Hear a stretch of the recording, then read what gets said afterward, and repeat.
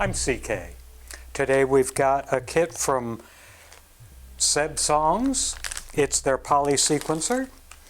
You play note values in, it'll record it and play it back, and it has, I think, 3 outputs that can have different sequences on them, all firing off at the same time.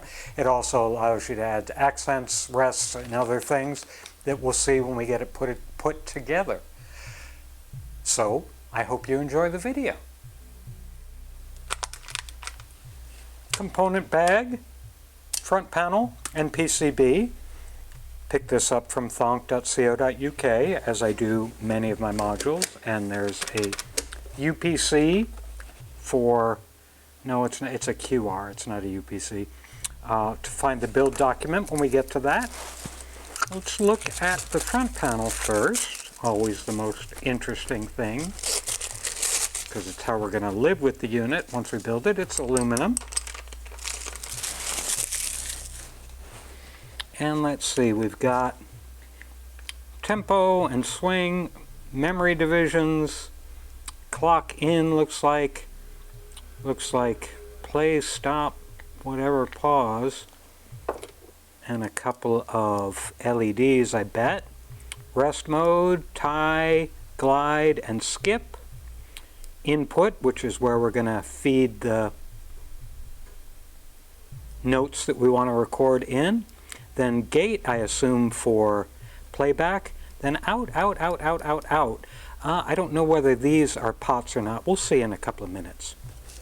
I bet these are push buttons, but I'm not absolutely certain because I haven't opened the box yet, or package yet. Now, we'll look at the PCB.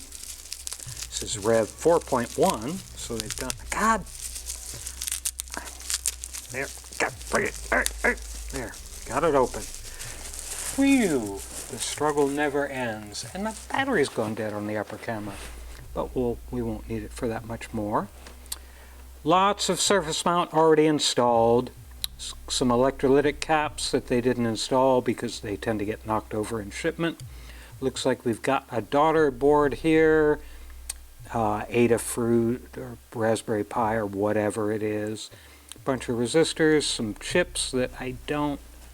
These are TL072, so they're op amps.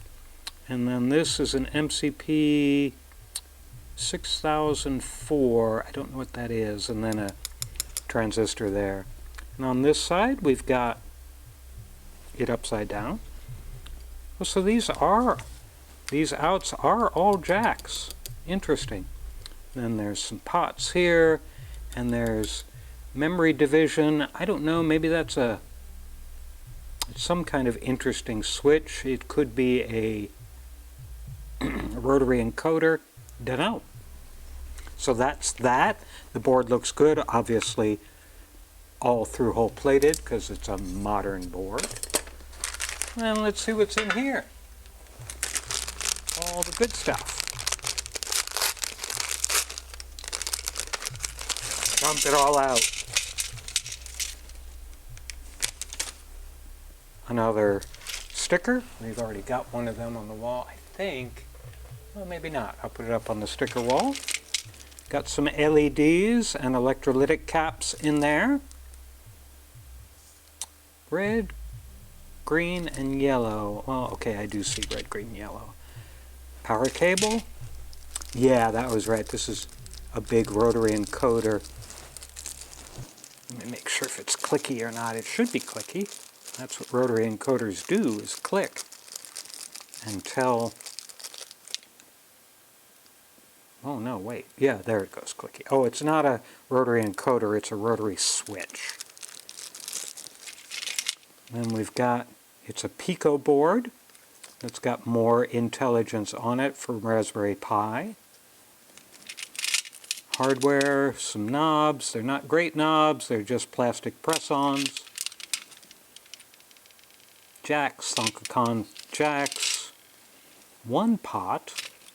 And then these are the push buttons that are going to go behind here.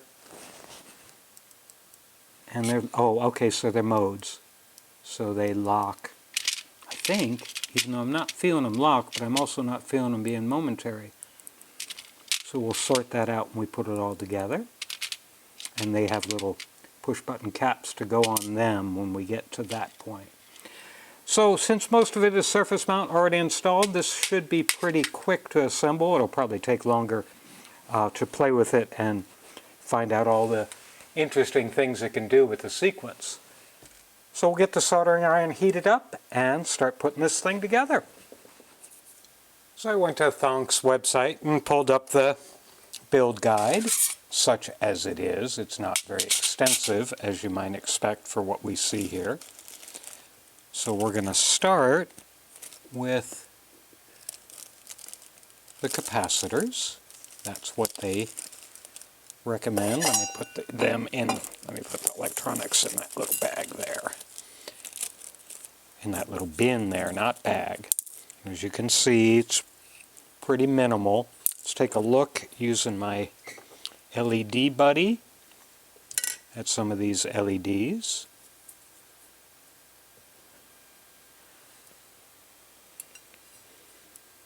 There's the orange one, pulling 2.2 volts, forward voltage. Yellow one, 2.3 forward. Red one should be less, should be 2.1 or so. Oh, 1.9, that's a very efficient. And then we'll get the green, which will be somewhere in the middle. 2.3, okay.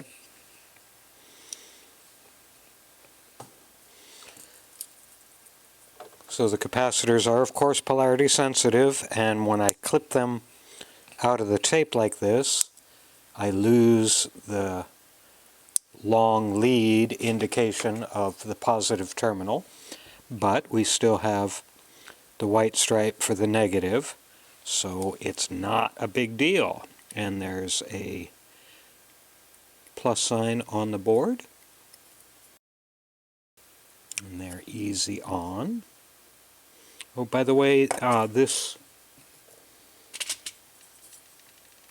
switch that goes in here, that's memory slots. So that's sequence 1, sequence 2, sequence 3, 4, 5, 6, 7, 8. So that's what that rotary switch is for.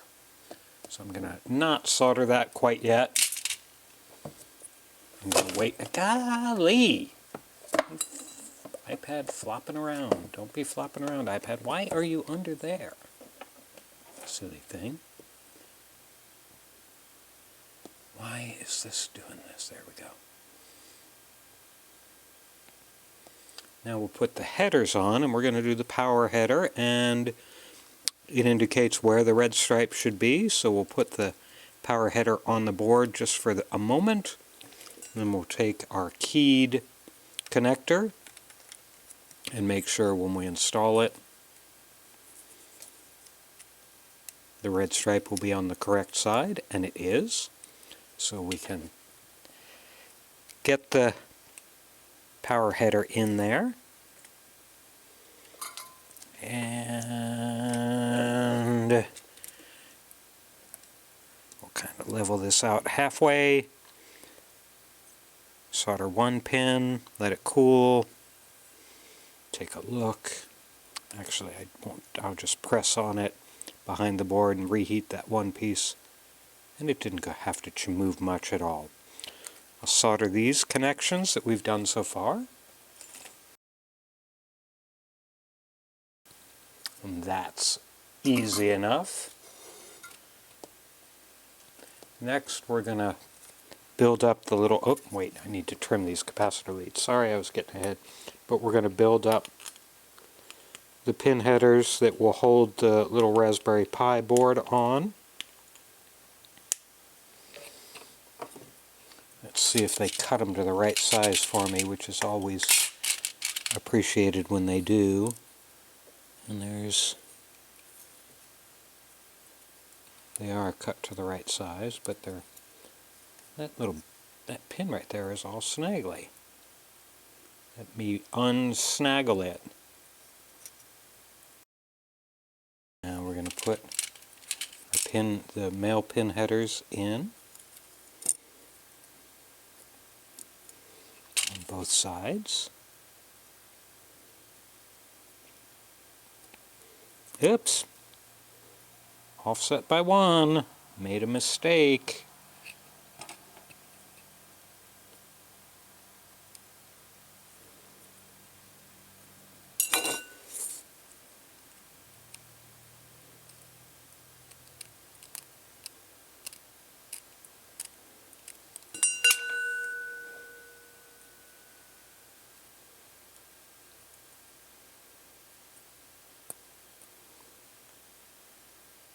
That's better.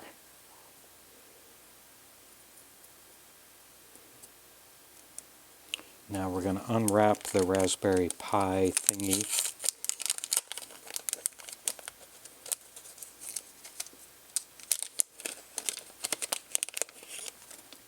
And set it on top. And as you can see on the board, it says USB here. So the mini USB or micro USB connector needs to be on this end of the board.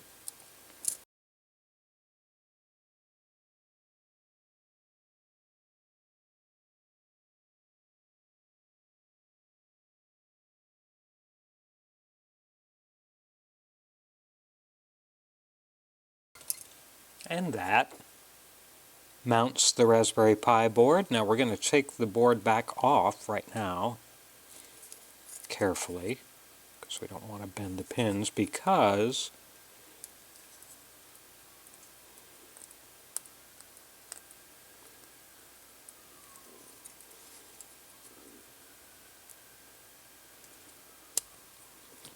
we've got a pot and a jack and an LED up here that we've got to solder on the board behind the Raspberry Pi board.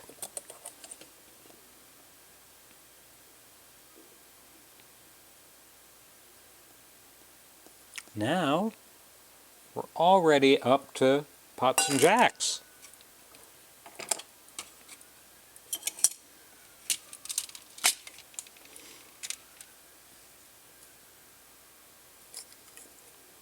This jack, this is RV1, 10K.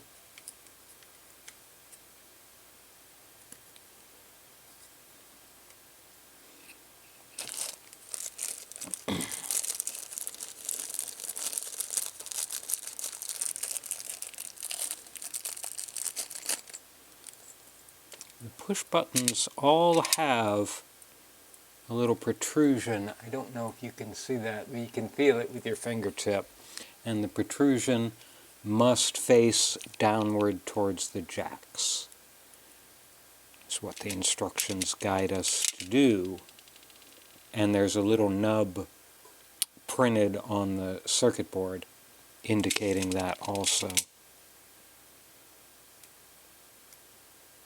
I don't know how flat these are going to be to the board. I mean, and space between the board and the front panel, because I always think about that for how I'm going to hold things in place while I solder stuff. That's all of that. Now we'll set, I think I'll set the big rotary switch down first. I probably need to take that indexing tab off here. Let me get my carbide tipped.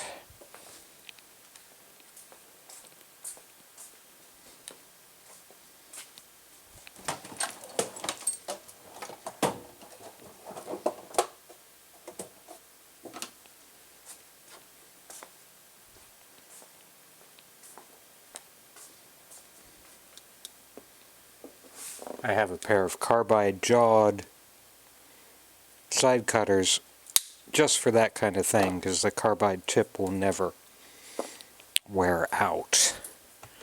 So I'm not quite sure how we identify. Oh, okay. There are... Okay, well that's kind of silly. So the board is labeled common 1, 2, 3, 4, 5, 6, 7, 8. Now the switch is marked 1, 2, 3, 4, 5, 6, 7, 8, 9, 10. That's kind of annoying that they're not marking it the same way as the switch.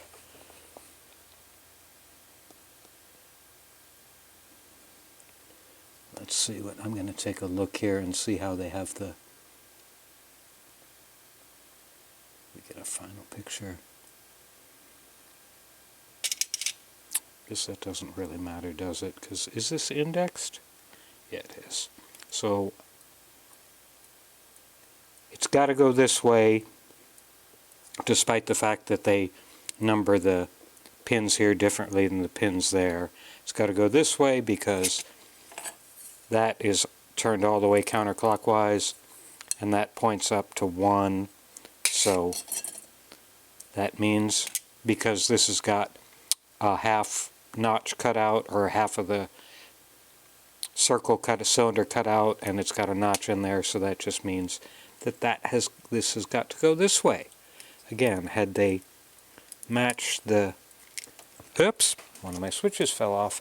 Had they not matched the pins on the switch, pin numbers on the switch to the pin numbers on the board, we wouldn't have had any ambiguity or concern. But since they didn't, we had to figure it out.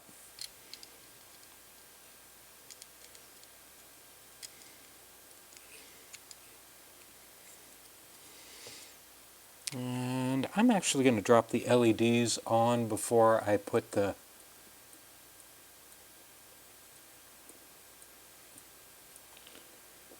jacks on, because I can get at them easier. Where did I put them? There I did. So we're going to have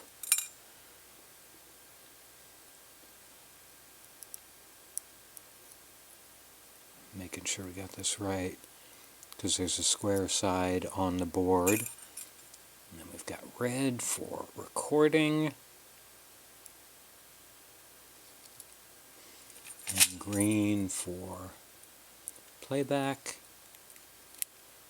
And then we've got a bunch of orange ones to indicate that a mode switch has been pushed.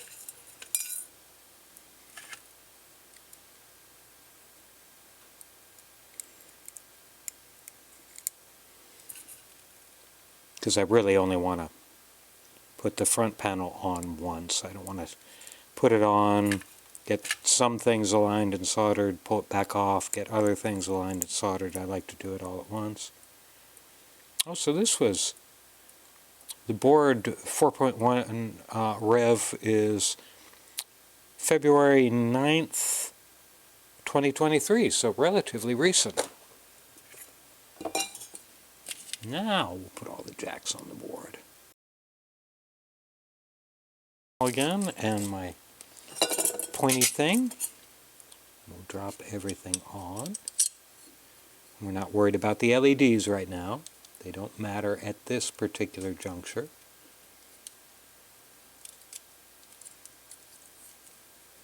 Get my little clamp. Clamp things together, being careful not to mess up a surface mount component that's already installed. And I'm going to do all these inside these two rails first, including the LED. I know I got my head in the shot, but I had to look almost straight down at that to get it right. So now that I've got these soldered, I'm going to get out a couple of panel nuts.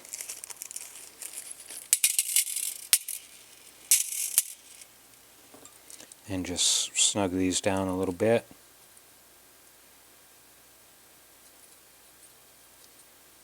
I can get the panel nut to go on right. There we go.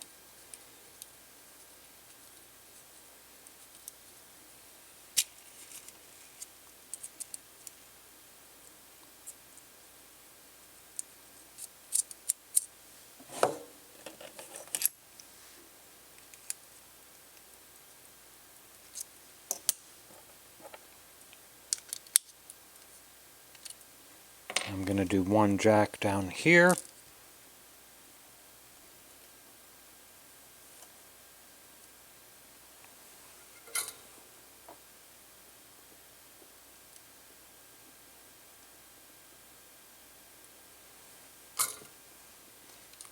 panel nut on that.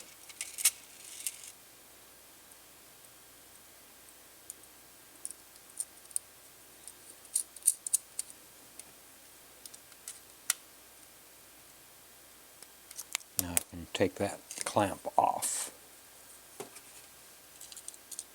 Now I'm going to solder everything else. I'm pushing all the LEDs through their hole. Oh no, I'm not going to do that quite yet, because the switches, I don't know, I hope you can see this in here. I'll zoom in a little bit more, see if I can communicate this well. So as you can see here, there's a lot of leg exposed there, and then when I push on it, it flattens it out, and that's the position I want it to be in. So we're going to have to do those with a little bit of support. Some foam that some semiconductors were packed in is just perfect. Pushes the handles, push handles up against the board. So I'll just do one pin of each.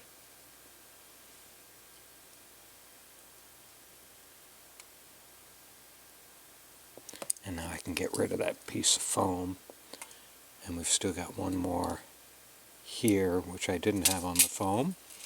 I mean, two more here. So we'll do those next. Yep, I can't get both of them at once because I didn't lay the board down right, but that's okay. I'll do this one. And then we'll move up here and push that one forward, and we'll do that one. So when you get things like semiconductors or processors and little pieces of foam, keep the foam. It can be very handy. Oh, my iPad is saying I need some power. Okay, plug you in. There you go. Now I'll get all the LEDs in through their appropriate holes.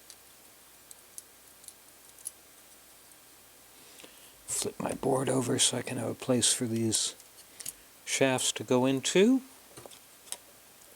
And now I'll get another piece of solder, and I'm going to solder all these connections, and I'm going to turn the cameras off once I start doing that because it's not that interesting. One thing that is critical is, as you can see, there are surface mount components near many of the solder points. Just don't touch the surface mount components with your soldering iron, because you might dislodge something and you won't even know you did it, and then it won't work and you will have no clue where to start looking. So just practice real good soldering iron discipline on that. Connections are all soldered, and now I'm going to take my index card and look at all the solder connections just to make sure, because it's so cramped in here. I'm just making sure I did actually get everything, and I didn't bridge any contacts and didn't dislodge any surface mount stuff, and it all looks good. So now I will put the rest of the panel nuts on, and this memory selector gets a special nut. And you'll notice I'm not putting washers on. I never put washers on eurorack.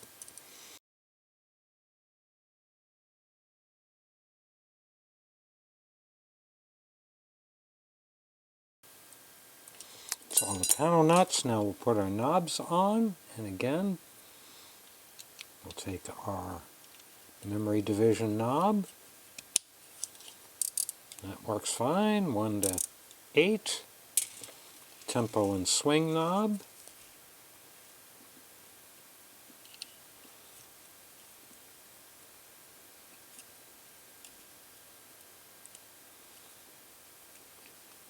Now we'll press all our button caps on.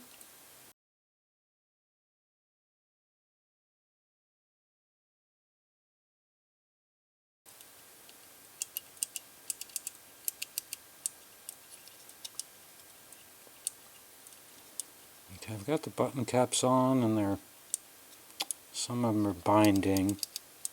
These are good. This one's binding really a lot. And this one's binding too.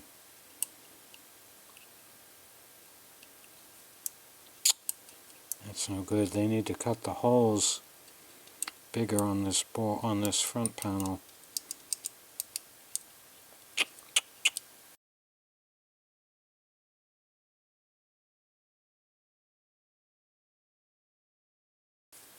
So off camera, I'm going to go get a rat tail file and enlarge those holes a little bit. I can't work with that binding. So I enlarged the holes, and by the way, I blew it off with compressed air to make sure I didn't have any aluminum shaving stuff stuck on the board. There it goes back on, and we got clearance there. Okay, everything's moving fine.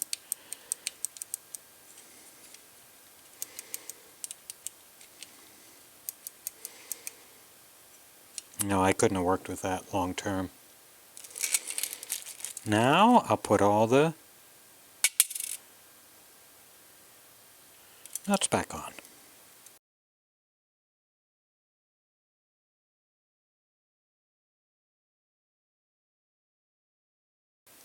There we go. And our buttons are all good.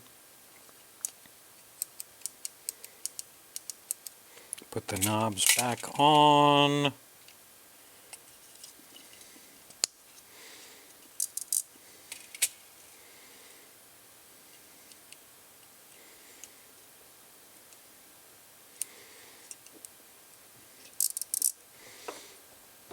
Now we'll put the Raspberry Pi board back in its location, because if we forget to do that, things are not going to work well at all. And then power connector.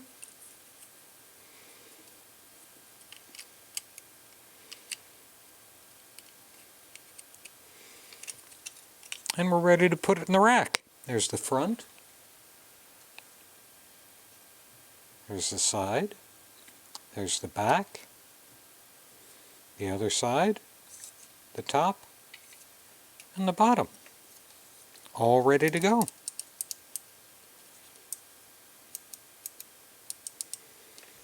And we'll put it in the rack and fire it up.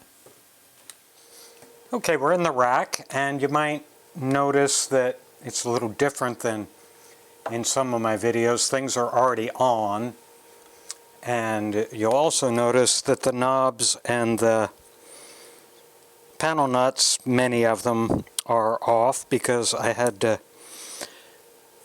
go back in and file out that hole again. That there was just binding on the screw posts they gave you. These holes really need to be bigger. And then calibration. Calibration took a while.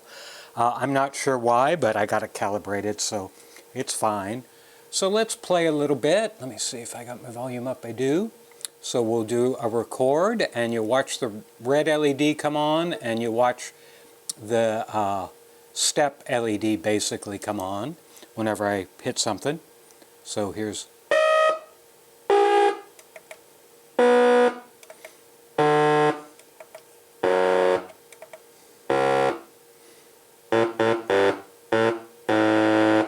Now we'll stop recording and we'll play that back.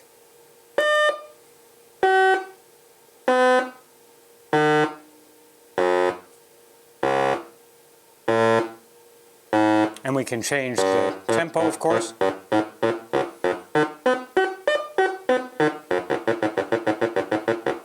And we can drive that from external. Let me find... Yes. Be all noisy. Hold on 1 second. Hold on 1 second, little thingy. And this one keeps grounding out. So I'm going to plug this into clock. And now you got to turn this all the way counterclockwise for clock to work. Now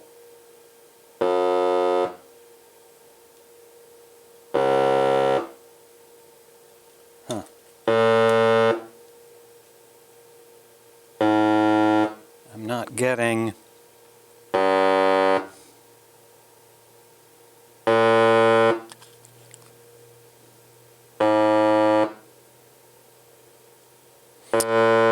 because again, clock fully out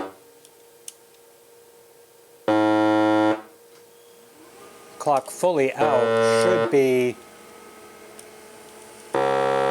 tempo fully counterclockwise should be allowing external in. Let me make sure I don't have to do it there. There we go.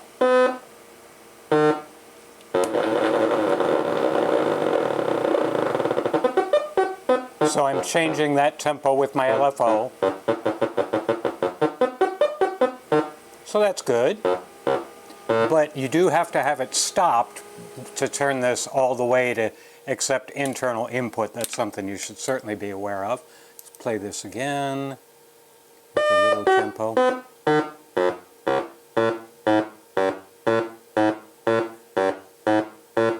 And now I'm going to swap. And you see it's coming out of all these outputs right now.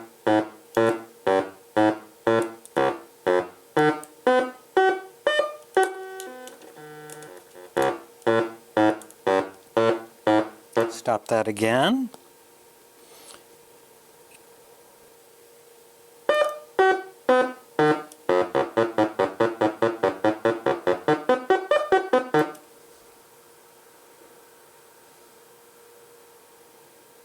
Now I can obviously, if I had another synth voice here, I would be able to, let me see if I can, no, I'd have to go to my mixer. I don't want to mess around with that right now. But that's basically it.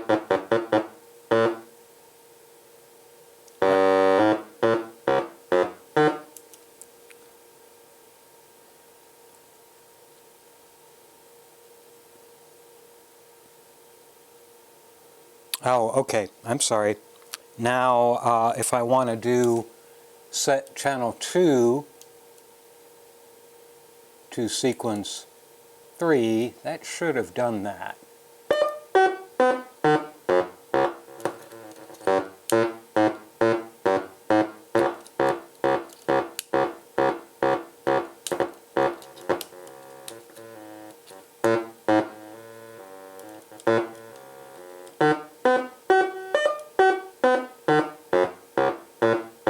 So we're going to record channel 2, sequence 3.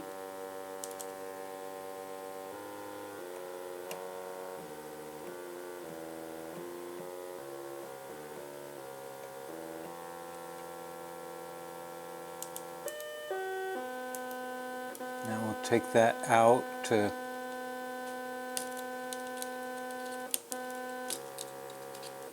in stop mode. I should be able to do this.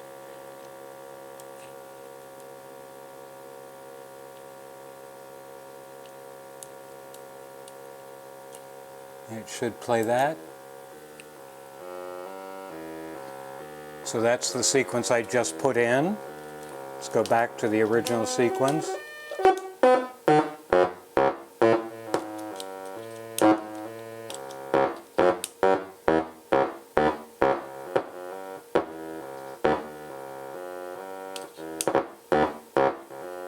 I'm sorry, this cable is screwing up on me. Let me get another cable in there.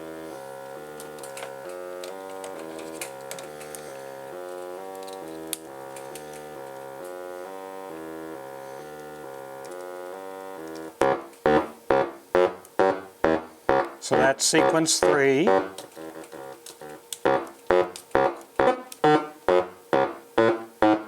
And that's sequence 1. They're just slightly different.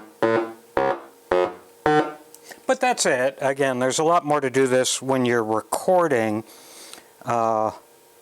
with Glide. And let me try Glide real quickly here to see if I can get that to work. Okay, I'm going to press this key. Now we're going to do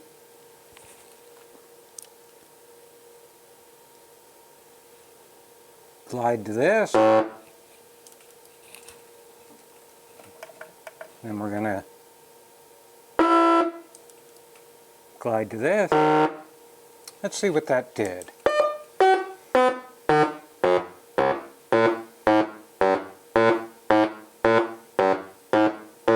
I'm not sure I found anything there. We'll try this again.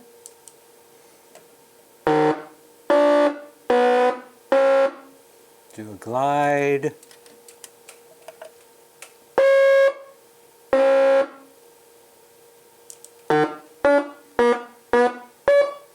I think you heard, there.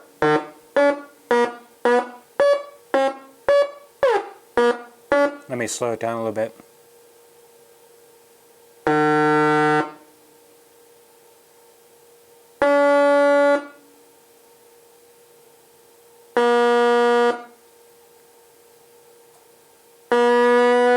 Hear that?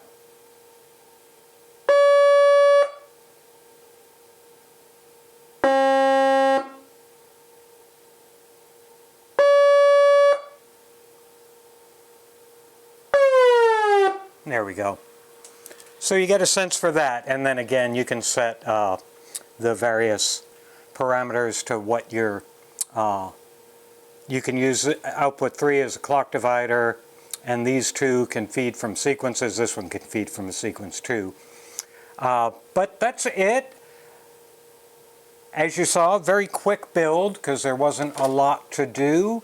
The only challenge is, again, these holes are too small, and I had to really take a file to them to open them up enough to actually be useful. But other than that, it's a fine little unit, and I hope you enjoyed the video.